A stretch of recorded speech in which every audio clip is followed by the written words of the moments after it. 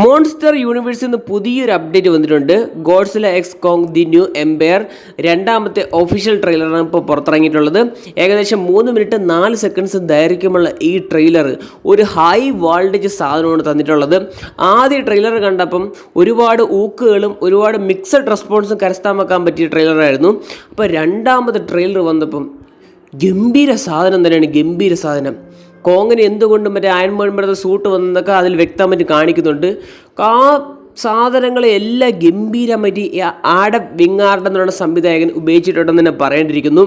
ഗംഭീര സാധനങ്ങളായിരിക്കും. ഗോഡ്സില മാത്രമല്ല ഇതിൽ കിടന്ന് ആറാടുന്നത്, കോങ് നല്ല കിടന്ന് ആറാട തന്നെ. ഇപ്പോൾ ഇവരുടെ ടീം അപ്പൊക്കെ വേറെ ലെവലായിരിക്കും തിയേറ്റർ എക്സ്പീരിയൻസ്.